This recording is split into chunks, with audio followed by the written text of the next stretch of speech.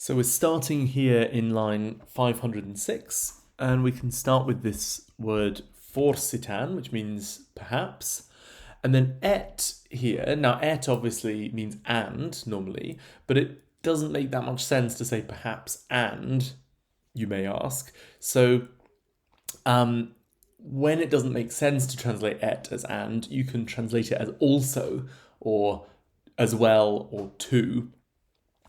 TOO, something like that. So perhaps also requiras. Now this is subjunctive. So rather than meaning you ask, it means you may ask or you might ask. So perhaps too, you may ask, quae fuerint, what were, and fuerint is in the subjunctive as well because this is actually an indirect question. You may ask, what were the fata, the fates, of Priam? So Priami is genitive case, meaning of Priam. Now fata here is grammatically plural, fates, but you might want to translate it as singular. So for the whole sentence, I would say something like, perhaps too, you may ask what was the fate of Priam. Okay, then in the next sentence we have uti here. Now uti is just the same as ut, and Virgil uses the longer version just to fit the rhythm of the line, the meter. So remember with ut that ut plus subjunctive will be something like a purpose clause or result clause or indirect command or whatever. But ut plus indicative, right, like we did, is simply as or when. As or when. So ut we did when he saw. And the subject we imagine must be Priam. So when he saw, and the object is kasum, which means the fall. So when he saw the fall of, and now we have a genitive phrase, we have a PPP, perfect passive participle, that means having been captured, and then we have the noun urbis, which is a city. So when he saw the fall of the captured city, and quae, and now we have another object of vidit, which is limina, the thresholds, and then tectorum, of the palace, grammatically genitive plural, but I would translate as singular, the thresholds of the palace, and then we have another PPP going with the limina, which is convulsa, having been shattered. Okay, and then et means and then there's yet another object of vidit, which is hostem. And in fact, agreeing with hostem is medium. So medium hostem, the middle of the enemy, right, the thick of the enemy, in penetralibus, in plus ablative, in the chambers or in the inner rooms. It's a tricky 3 lines there, so I'm just going to quickly go through those 3 again. So when he saw the fall, in fact, no, I'll just go from urbis here. When he saw the fall of the captured city and the thresholds of the palace shattered and the middle of the enemy in the inner rooms. And then if we go on a bit, senior means older. It's a comparative adjective. And you might want to include a word like though in English, even though it's not there in the Latin, because I think there's a kind of a contrast here, right? Even though Priam is an old man, nonetheless he puts on his armor to fight. So senior, I might say, though older. Now circum dat is the main verb. He puts on, literally he gives around himself. So he puts on, and we're told that he does this ne quiquam, which is just like frustra. It means in vain. So he puts on in vain his.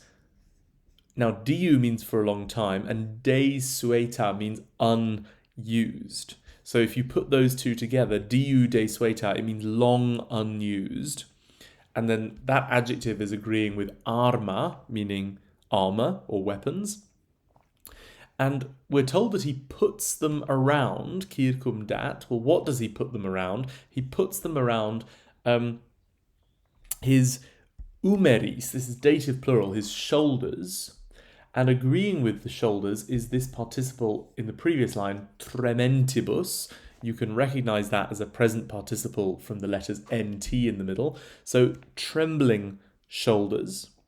And in fact, I would put it the other way around in English. I would say his shoulders trembling, because then we're going to fit in this ablative noun iwo, which means with age.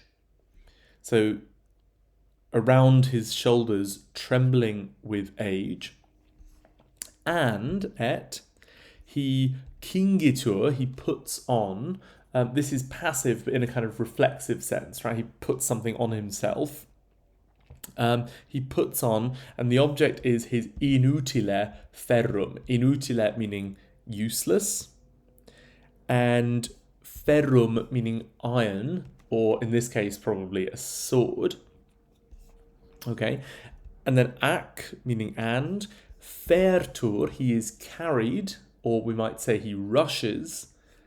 And then moriturus, future participle, which you can recognize from the letters UR in the middle, as in the English word future. So that means about to die, or doomed to die, if you want. In plus accusative, meaning into, densos, meaning thick or close packed, and hostes, meaning the enemy. So in densos hostes, into the close packed enemy. Hostes here, remember, it's not dative or ablative plural, because that would be hostibus, right? So this is the poetry equivalent of hostes. So it's accusative plural. Could also be nominative plural, but we know that here it's accusative plural because it's coming after in, and also because it's agreeing with densos, which has to be accusative. So I'll just go through that again. I'll go back to the beginning of line 509. So, though older, in vain he puts his long unused armour around shoulders trembling with age, and puts on his useless sword, and rushes, about to die, into the close-packed enemy. Okay, so then we can go on a little bit into line 512, and we can go to this phrase, in plus ablative. So in mediis aedibus means in the middle of the palace. Grammatically, aedibus is plural. I would translate it singular, in the middle of the palace. And quae, beneath, that's sub plus ablative, beneath the nudo accent. Now, nudo means bare, B-A-R-E, as in the word nude in English. Beneath the bare, and then accent is an arch, like an axis in English. Beneath the bare arch of heaven. So aitheris is genitive case, aitheris of heaven. So in the middle of the palace and beneath the bare arch of heaven. Fuit, there was, an ingens ara, a huge altar. So ara means an altar. There was a huge altar, and quae, and then juxta is an adverb meaning nearby, right? So nearby, there was a veterrima laurus. Now, veterrima means very old, superlative adjective, and laurus is a laurel tree. Slightly odd here, because laurus, you would expect that to be masculine, right? Because it ends in us. But there's a strange thing in Latin where names of types of trees tend to be, they always end in us, their second declension, or normally their second declension, but they're actually feminine. So that's why you have veterrima rather than veterrimus, because laurus is actually feminine. So there was a huge altar, and nearby a very old laurel tree, leaning on, so this is incumbens, present participle, as you can tell from the letters ns at the end. So leaning on, and this takes dative, leaning on the arai, the altar, that's our dative noun. So the tree is leaning on the altar, and it is embracing, complexa, perfect active participle, because the verb is deponent. And it's perfect, so it means having embraced, but you might decide to translate it as present if you think that makes more sense. So embracing, and the object is penatis, which in prose would be penates because it's accusative plural. And penates means household gods. And then you've got the word umbra here, which is ablative singular. So it means with its shade. With its shade. Okay, so I'm just going to go through that sentence again from Aedibus. Okay, so in the middle of the palace and beneath the bare arch of heaven, there was a huge altar, and nearby a very old laurel tree, leaning on the altar and embracing the household gods with its shade. By the way, this phrase, beneath the bare arch of heaven, which is here, that's just a poetic way of saying that it's outside. So it's not under a ceiling, it's under heaven, right? It's outdoors. And so what you've got is an altar, and then you've got these little statues of the Trojan gods on it, and then there's a laurel tree kind of that has grown up above them, and it's kind of overshadowing, that the tree is kind of shading, if you like, this altar and the statues on the altar. Okay, so let's go on here to, where should we go? We can start with hic in this sentence. So hic means here in this context. Hecuba, remember, Hecuba is the queen. She is the wife of King Priam of Troy. Et natai, and her daughters. Right, nata is a kind of more poetic way of saying filia, in the same way that natus is a more poetic version of filius, meaning a son. And also you can connect this to words in English to do with birth. So words like natal, neonatal, postnatal, antenatal, all these kinds of things. So here, Hecuba and her daughters. And then the main verb is right at the end of the sentence, actually, sedebant. They were sitting. You can tell that it's imperfect tense from the BA in it. So they were sitting in vain, nequequam. That's rather odd. I mean, how can you sit in vain? I suppose the idea is that they're sitting around the altar in the hope that the gods will protect them, because they're sort of seeking sanctuary at the altar, and that doesn't work. Basically, the gods do not help them.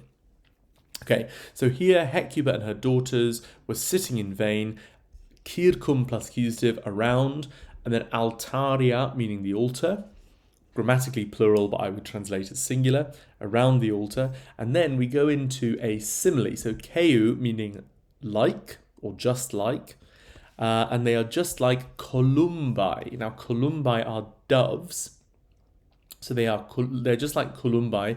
Praecipites. Now, praecipites means headlong, and you sort of have to imagine a participle, a PPP with that, like coacti, so driven headlong by, and now you have an ablative phrase, by an atra tempestate, by a black storm. And then you've got a PPP here in the next phrase, condensai, huddled together, like the word dense in English, right? They're huddled together, and amplexi, right? We just saw complexa, now we have amplexi, which is basically the same. So embracing, or having embraced, the simulacra, the images of the gods. So divum is genitive plural of the gods, just like deorum, for example.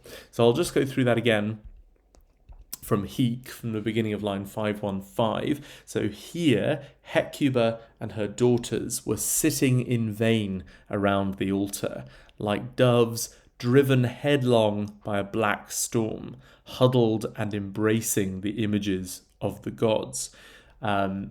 So they've been kind of chased away like doves by some larger, more aggressive bird.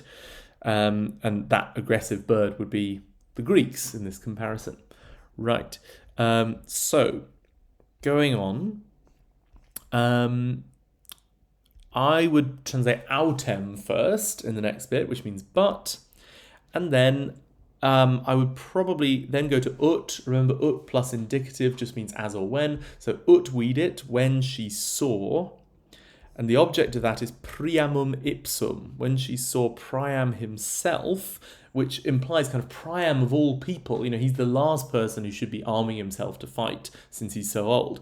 So when she saw Priam himself, and then we have an ablative absolute, armis juvenalibus sumptis. So with his youthful arms having been put on.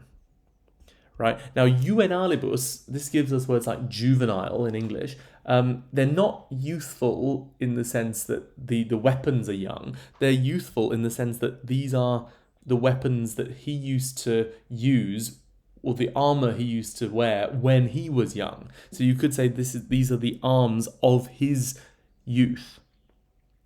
Okay, so I would say for this phrase, I would say, but when she saw Priam himself with the arms of his youth put on, right? So sumptis is the PPP, the perfect passive participle in this ablative absolute. And then we get the main verb, which is inquit, she said. And now what does she say? She says, quae mains, what idea, literally what mind. But I would say, what idea tam dira, so monstrous. And then she addresses him as miserrime conjunx, so most wretched husband. Miserrime is a superlative adjective, and this phrase is in the vocative case because she's addressing him. So what idea, so monstrous, most wretched husband, has driven you, impulit, and you have to imagine the object te there, has driven you, kingi, to be girded, to be dressed. It's a present passive infinitive, to be girded with, and now we have an ablative phrase, his teles, with these weapons. In other words, what on earth are you thinking putting on armor and thinking that you, a feeble old man, could fight with these young Greeks? And then she says, out, or quo, to where, ruis, are you rushing? So, or where are you rushing to?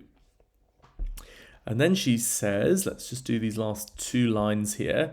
The subject is tempus, the time. Non eget, does not need, and this verb egeo, to need, takes ablative, and the ablative is tali auxilio. So the time does not need such help. Nor, nec, and then we have another ablative phrase, istis defensoribus, those defenders. So in other words, she's saying, you know, this is a complete crisis. You know, this situation really does not call for an old man putting his weapons on and trying to fight.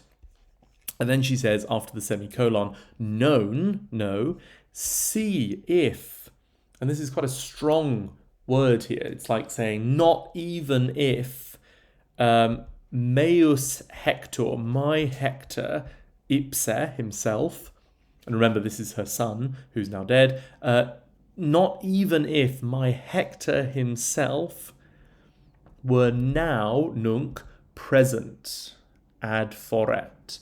And this is subjunctive because she's imagining a hypothetical situation, right? Hector cannot be here because he's dead, but she's basically saying, look, my son Hector was the greatest warrior of the Trojans, and even if he were here, it wouldn't help, right? So therefore, what are you, husband, doing as an old man, putting on your armor as if you're going to achieve anything?